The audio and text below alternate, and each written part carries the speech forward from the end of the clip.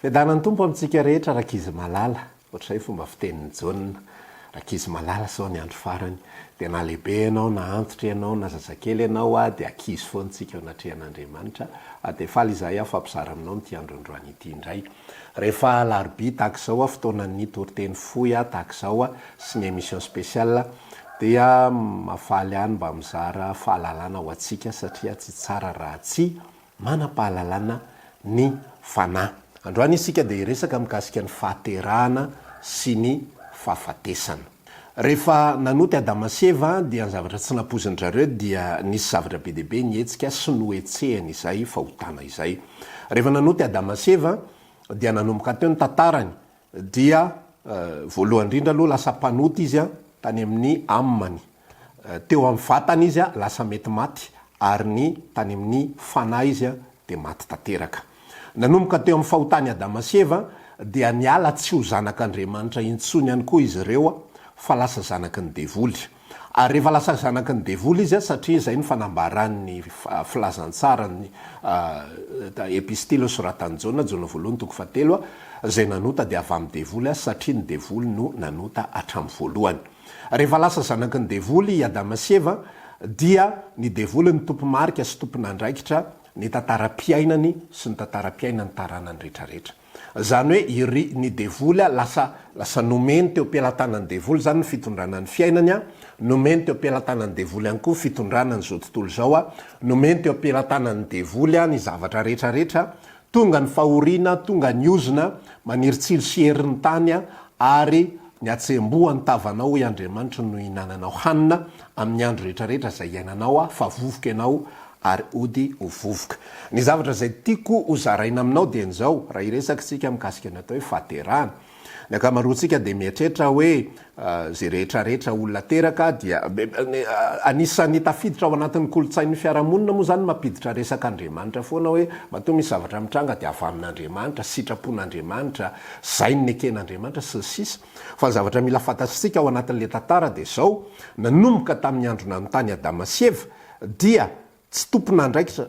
nomeny Adama sy Eva ny Satana ny lakile fitondrana ny zao tontolo zao. Rehefa nomeny Adama sy Eva ny Satana ny lakile fitondrana ny zao tontolo zao dia Andriamanitra zany lasa tsy tompon'andraikitra voalohany intsony eo amin'ny tantaram-piainan'olombelona fa lasa lay nomeny ny fitondrana, lay nekeny satria teo anatin'ilay safidy izay nomen'Andriamanitra azy dia ny safidy izay mipetraka dia zao io ny azonaina, io ny azo fahalalana ny tsara sy ny ratsy, ny azonaina dia tsy iza fa endriky Jesosy mitondra fiainana mandrakizay, velona mandrakizay Adama sy Eva raha nihinana an'io fa ny safidy ny Adama sy Eva dia nihinana ny hazo fahalalana tsara sy ny ratsy. Misy safidy anankiroa Andriamanitra miteny raha hoaninareo dia ho faty tokoa ianareo ary ny safidy faharoa dia Satana miteny ho any io fa tsy ho faty zany ianareo fa hitovy tahaka an'Andriamanitra. Io safidy anankiroa mipetraka io dia safidy ihany koa izay mametraka tao ambadika hoe iza no hitondra, iza no hitatana, iza no hifeny fiainanareo, iza no ekenareo teny ary iza no tompoinareo. Averiko, iza no tondra, iza ny tatana, iza no ekenareo teny, iza no tompoinareo ary iza no hifehy ny fiainanareo. Nataony Adama sy Eva ny safidy. Ary ny safidy nataony dia zao ny devoly no hifehy ny fiainanay, ny devoly no ekenay teny, ny tenin'ny devoly no ankatoavinay sy hinonay. Rehefa izay nataony Adama sy Eva dia zao ny taranany rehetrarehetra dia voatolotra eo ambany fitondran'ny devoly daholo. Hoy isika teo ny resaka hoe ny ankamaroantsika dia mieritreritra sy mihevitra fa ny olombelona tonga eto amin'izao tontolo zao dia sitrapon'Andriamanitra avokoa. Tsy marina nefa zany. Tsy marina zany satria maninona? Zao ny fanambaran'ny inona reny amboantsika azy Genesis rehefa namorona ny olombelona Andriamanitra hoe rehefa nitsodran'ny olombelona Andriamanitra dia zao ny lazainy hoe maharoa fara sy miabetsao izy ka mameno ny tany. Inona moa ny dikan'izany? Nomen'Andriamanitra autorisation, nomen'Andriamanitra fahafahana ny olombelona hiteraka arak'izay itiavany azy. Zany hoe misy sitrapondra olombelona zany amin'ny alalan'ny sitrapondra olombelona no hiterahany arak'izay mety aminy. Misy miteraka ray, misy miteraka roa, misy miteraka 10, 10, 12, 12, 15, telopolo arak'izay mety aminy eo. Zao ihany koa fanambaran'ny Jaune toko voalohany 2:12 sy 7:12. zay rehetra nandray an' jesosy ozy izy de nomenyery ho tonga zanak'andriamanitra de zay mino mianarany dia izay tsy nateraky ny raha na ny sitrapon'ny olona na ny sitrapon'ny nofo fa nateraka andriamanitra ny olombelona zany dia manana sitrapo tsy nateraky ny raha na ny sitrapon'ny olona na ny sitrapon'ny nofo misy sitrapo ao ny olombelona izay tonga eto amin'ity zao tontolo zao ity de misy karazany anankiroa ny anankiray le teraka toy ny amin'ny sitrapon'ny nofo tafahoana ny dada sy mamany tamin'izy mbola kelikely tsy fantatro 20 taona de niaraka de nanapa-kevitra ivady de niteraka de tonga teto ambonin'ny tany izy tsisy idiran'andriamanitra zany tantara zany misy olona sasany teraka tsy fantatro accident ho filazantsika azy niarakaraka teny de nyray de lasa teraka tsy nanambady ny sasany voaka tsy nirina sy sisa rehetrarehetra teraka le izy tsisy idiran'andriamanitra zany resaka zany fa sitrapon'ny nofo sy sitrapon'olombelona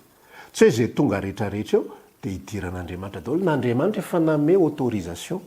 andriamanitra efa nanome fahafahana andriamanitra efa nanome alalana ataovy nareo navelanjaka eto am'izao tontolo zao ndao tsika morona olona takatsika taka ny endritsika ny anaovantsika azy lasy vavy ny anaovantsika azy ho ataotsika izy manjaka am'reto zavaboary rehetra izay misy eto a de niteneny any koa mameno ny tany mitera sy sisa rehetrarehetra nomen'andriamanitra autorisation feno sy tateraka ny olombelona anao zay sitrapony sy zay tiany arak'izay mety amin'ny sy eritreretiny sy safidiny izany ka ny fahaterahana teboka voalohany zany ao anatin'le resaka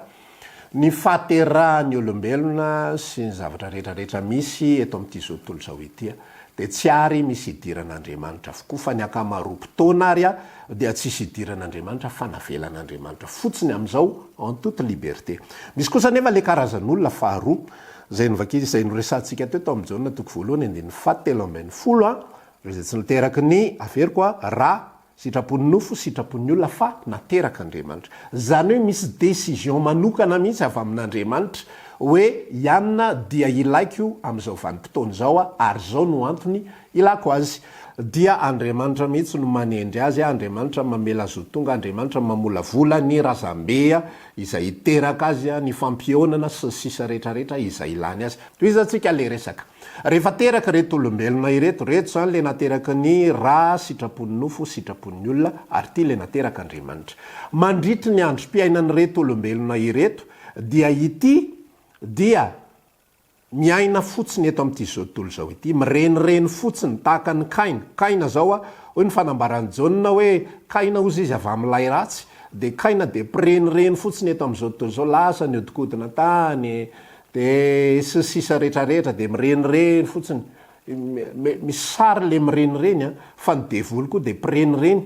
ozy izy rehefa niona rehefa nisy fivoriana tao an-danitra dia teo ihany koa satana dia nanontany an'ny satana andriamanitra hoe avy taiza ianao ry satana ka ho aiza de zao no navala satana hoe avy nandende teny rehetrarehetra teny a nyrenireny izy de ohatran'izay ihany koa ny taranany le olombelona reto zany a de tarana kara-panahy ny devoly jaona voalohany toko fahatelo manambaran'izay tarana kara-panahy ny devoly fa tia zanak'andriamanitra zay nanana ny plana reto olona ireto de mirenireny fotsiny eto am'izao tontolo zao mandalo izy a velona izy a mandritra vanim-potoana sasany mety velona 3 taona sasany mety 5 taona sasany mety 20 sasany 50 sasany 70 sasany 100 sasany mety 30 ara velona foana fa mirenireny foana no anarany tsy manana tanjona zay ny atao hoe mirenireny tsy manana tanjona tsy manana antom-pisina fa velona de mandalo fotsiny eto am'izao tontolo zao a tahaka izay ho an'ireo olona ireo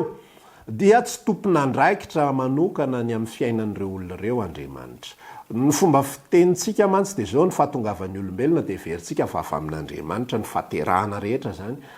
sitrapon'andriamanitra matoteraka de rehefa maty ihany koa de zay lahatr'andriamanitra zay sitrapon'andriamanitra fa ho an'ity karazana olona anankiray ity dia na ny fahatongavany eto ambonin'ny tany na ny fahafatesany fialany eto ambonin'ny tany dia tsy avy amin'andriamanitra daholo be deabe ny olona maty amin'ny accident be deabe ny olona maty amin'ny ororotany amin'ny lozavoajanahary vonon'ny olona sy sisa rehetrarehetra misy karazana fahafatesana matiny aretina ny coronavirus efa firy 5 alina sy 7 hetsy ny maty atreto zany rehetrarehetra zany tsy aridiran'andriamanitra daholo ka hoe andriamanitra namela zany rehetrarehetra zany sy tompona andraikitra sy tompo marika ny am'zany. Misy olona zany mieritreritra zavatra tahaka zany de aveo izy mametsiny an'andriamanitra ohatra hoe fa maninona ny zanako ny nalain'andriamanitra, raha ty ahy andriamanitra, raha tsary zany andriamanitra zany de zao de zao de zao de zao de zao. Tsy ary tompona andraikitra am'zany andriamanitra, fa ny tompona andraikitra dia ilaina nolorany Adama sy Eva ny fiainany, ilaina ekeny Adama sy Eva ho tompony sy mpanjakany sy mpitarika azy de tsy iza fa Satana. Zao ny ambaran'i Jesosy any amin'ny bokin'ny Jaona 10:5 ny mpangalatra ozy izy tsy avy raha tsy angalatra amono ary andringana. Zany hoe manana fafana, manana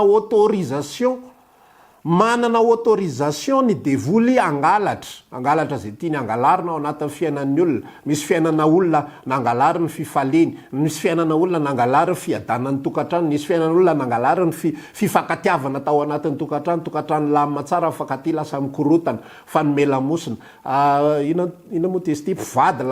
lasa mifampitory eny amin'ny tribunal, mpianaka lasa mifampitory eny amin'ny tribunal, fangalarana daholo zany rehetrarehetra zany. Manana autorisation, pleine autorisation, tsy mila manao demande any amin'Andriamanitra izy Andriamanitra mba hoe fafana mba hikasika fiainany ihany. Reto olona ireto lay nateraky ny rano sitrapon'ny nofo sitrapon'ny olona dia ananany fahavalo, fahefana ananany fahavalo, autorité, tsy mila fierana, tsy mila fangatanana inana fa izy de afaka mangalatra zay tiany angalarina amin'ny fotoana zay tiany angalarana azy, afaka mamono zay tiany vonona amin'ny fotoana zay tiany amonona azy, afaka mandringana zay tiany aringana amin'ny fotoana izay itiavany an'izany. Ity olona anankiray ity de tsy ananany fahefana,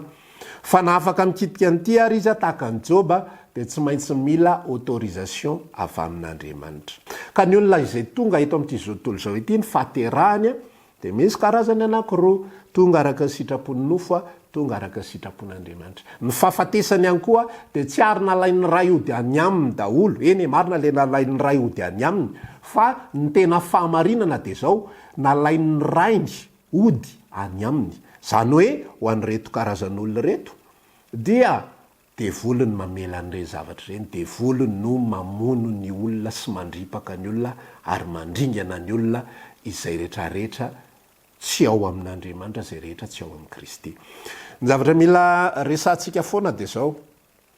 sy ambarako matetika de zao, ny tontolo ara-nofo dia tsy azo andrefesana mihitsy ny tontolo ara-panahy. Reto olona ireto karazany amin'reto olona ireto zao rehefa mamakytsika ny filazantsara de be deaibe ny olona nanatona an' Jesosy dia zao ny fanambaran' Jesosy zay rehetra manatonahy dia tsy misy olaviko. Zay nanatona azy de tsy misy olaviny. Misy amin'ny nanatona an' Jesosy ty ohatra Zakaiosy, ohatra le vehivavy tratra ola-tanana ny jangajanga Maria, ohatra lay jiolahy, zay moa vombaro de misy koa ny apôstôly. Reny olona reny efa voavolavola mihitsy ny antom-pisiny rehetrarehetra sy ny fotoana zay ionany amin'ny Kristy. Reo lay olona izay nateraka Andriamanitra. Fa be deaibe amin'ireo olona nanatonareo ihany koa no ireto. Ary ny akamaroan'izy ireo dia ireto avokoa. Rehefa mijeritsika amanarivo ny maro ny fahagagana izay nataon'i Jesosy. Fa misy anto matoa olona vitsivitsy monja no nandray ny filazantsara, no voavangy tamin'ny filazantsara, fa ny ambiny rehetra nandray miracle reto reny olona reto de samy miala. Inona dika zany? Andriamanitra de mamindra fo, ary mpamindra fo foana izy. De rehefa mangataka reny olona ireto reto nateraky ny ra sitrapon'ny nofo sitrapon'ny olona, mangataka famindrapo avy amin'Andriamanitra de mahazo izy, mahazo fanasitranana izy, mahazo valimbavaka izy. Rehefa manao investissement izy de mahazo, satria zay ny ao amin'ny nofo averiko eto, zay atao amin'ny nofo de tsy midika ninino amin'ny fanahy. Tsy hoe akory mahazo valimbavaka le olona de zanak'Andriamanitra tsisy idirany, tsy hoe akory